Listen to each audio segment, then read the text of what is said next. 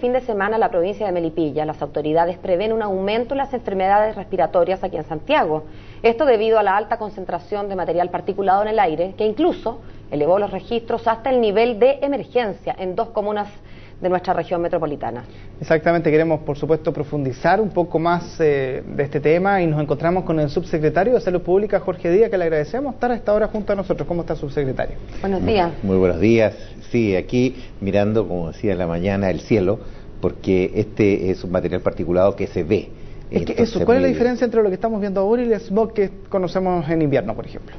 El smog en el invierno tiene varias características que son específicas. El origen del smog tiene que ver fundamentalmente con los vehículos que producen de la combustión un material particulado muy fino, que es muy peligroso dado que penetra muy profundamente en la vía respiratoria. El humo es un material particulado más bien grueso, que tiene mayor visibilidad, ensucia la superficie, se deposita con más facilidad y por supuesto las personas lo perciben con mayor certeza.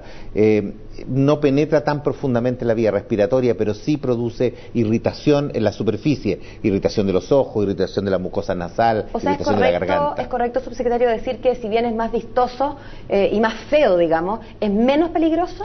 Desde el punto de vista salud, específicamente es menos peligroso porque además se asocia a menor cantidad de virus circulante.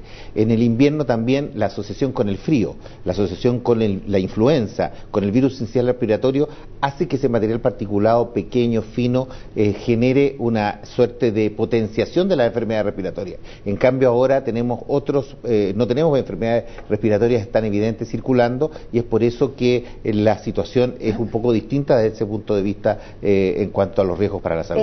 Subsecretario, pero entendiendo la diferencia enorme que hace no solamente el tamaño de la partícula, sino el hecho de que no esté asociado a las enfermedades de invierno, ¿no?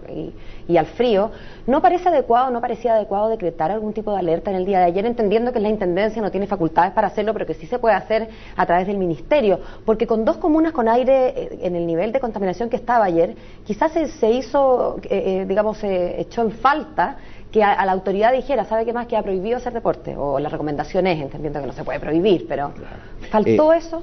Eso es muy claro, la diferencia que existe entre las facultades que tiene la autoridad para prohibir o para restringir determinadas actividades en cuanto a lo que pasa con la época de invierno. Entre abril y agosto existen facultades que son facultades de la autoridad, del ambiente, de la Intendencia y ambiente, ¿no es cierto?, asociados para poder generar estas restricciones que corresponden a las alertas o a las preemergencias. ¿Pero por qué no hacerlo desde salud?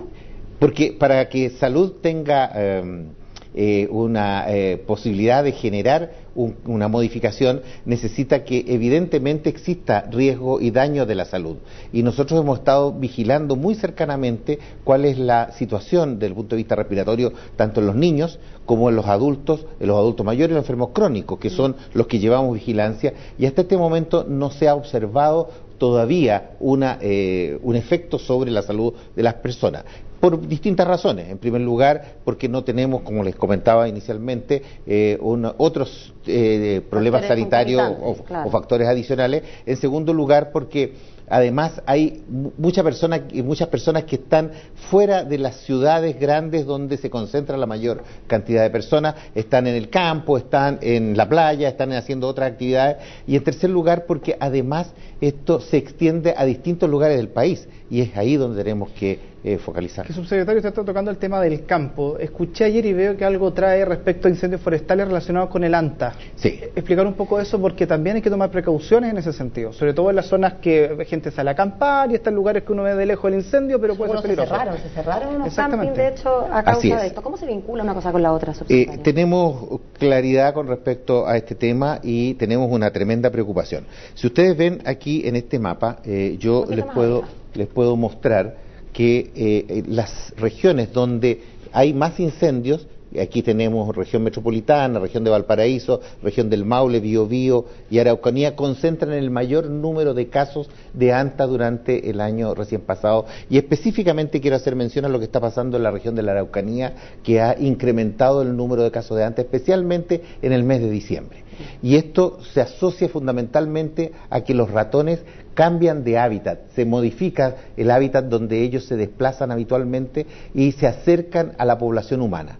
Y al acercarse a la población humana, esto genera un mayor contacto de sus secreciones, de su excreta, de la orina del ratón, con los alimentos y con la población, y es ahí donde se puede contagiar. O sea, que en vez de quedar relegados a los lugares más bien desocupados en que se encuentran, y que es la advertencia clásica, ¿no? Si usted va a llegar a su cabaña, haga el aseo, en vez de quedar relegados ahí, empiezan a moverse y acercarse. Cercano. El ejemplo más característico lo tuvimos en la cárcel de Biobío, en la cárcel de Concepción, ¿no es cierto?, cuando el año 2011 se produjo gran cantidad de incendios, ¿no es cierto?, lo marcamos aquí en este mapa el 2011, y como vimos que posteriormente tuvimos un incremento muy importante. Pero hay un segundo factor, y ese segundo factor se está vislumbrando aquí en esta columna, que muestra en el mes de diciembre que es el mes más alto de la historia de los últimos 5 años en cuanto a números de casos de anta. Y eso es porque hemos tenido en la región de la Araucanía un florecimiento del alimento más importante que tienen los ratones, que es la quila. El coligüe, característico de esa zona, florece esporádicamente o cada 4 o 5 años, y cuando florece deja el alimento, una semilla, que es el alimento predilecto para los ratones. Y los análisis que hemos estado haciendo en conjunto con el SAC y la Autoridad Sanitaria Regional nos muestran que los ratones se han multiplicado ya, han aumentado su población en un 50% en la región de la Araucanía, especialmente en el área del Conguillío, y ahí es donde hemos tenido que cerrar 2 campings por presencia frecuente de estos ratones. Estamos hablando del tema del cloro que hay que echar, pero principalmente, ¿cuáles son las precauciones que debe tener? Porque yo, de hecho, he conocido cercanos que van a ir al sur, que van a estar en lugares, algunos desde cabañas, otros hasta camping, pero van a andar paseando por algunas zonas. ¿Qué precauciones hay que tener? Bueno, en primer lugar, tranquilidad frente a esta situación. Las personas que tengan cuidados, y los cuidados son en general los que hemos estado diciendo.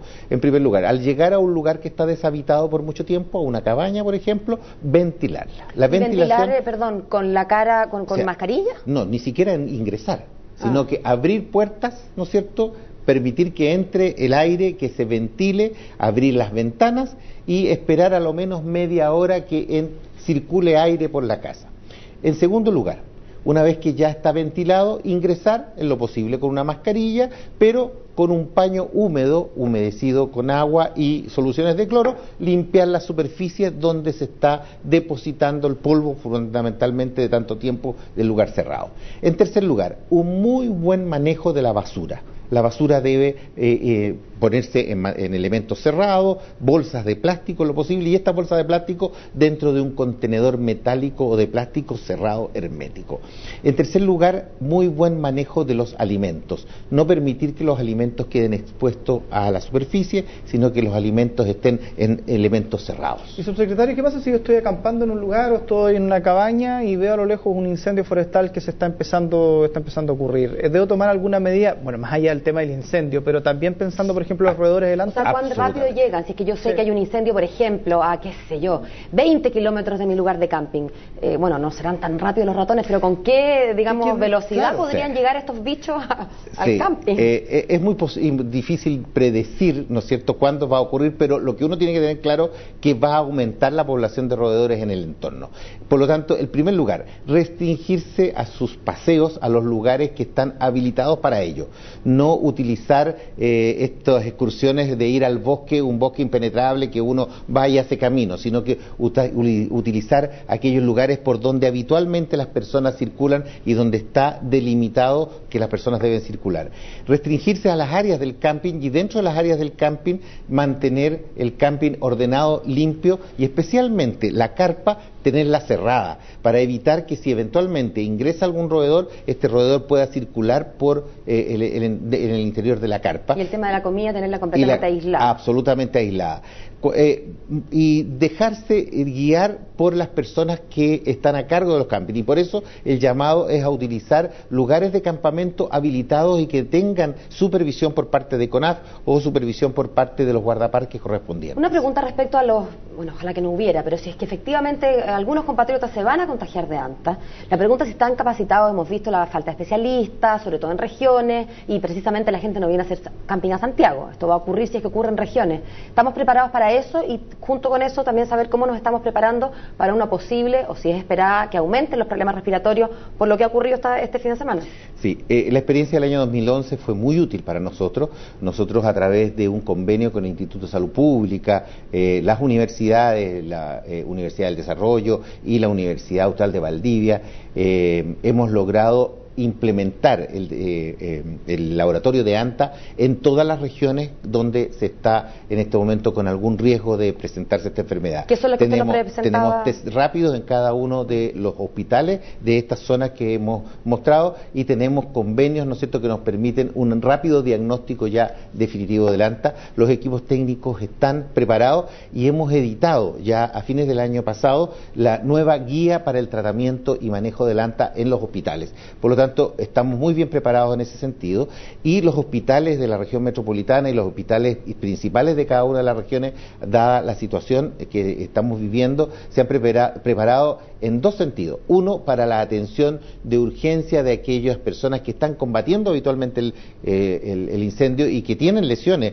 tienen quemaduras, tienen exposición al humo ya ahí cercano, y que concurren a los servicios de urgencia, y hemos dispuesto atención especial para los bomberos, el personal de CONAF que está en esto.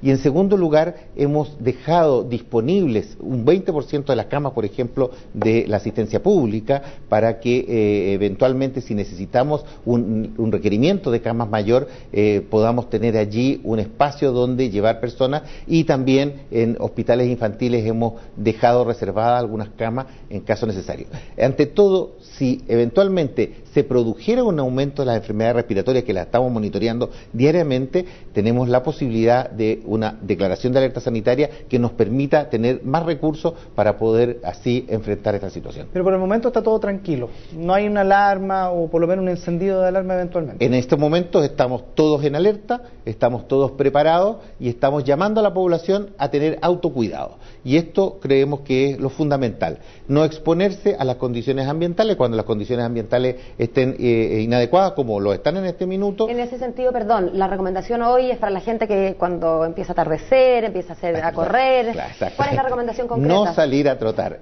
Hoy y mañana en la región metropolitana, en la quinta región, en los lugares de la región del Maule donde existe este tipo de situaciones, no salir a hacer jogging, no salir a trotar, no salir a andar en bicicleta por razones recreativas. Y a las guaguitas recién nacidas o a las personas, adultos mayores que tengan problemas, porque la verdad es que adultos mayores son mayores de 60, gente muy joven, pero estoy pensando quizás en la cuarta edad.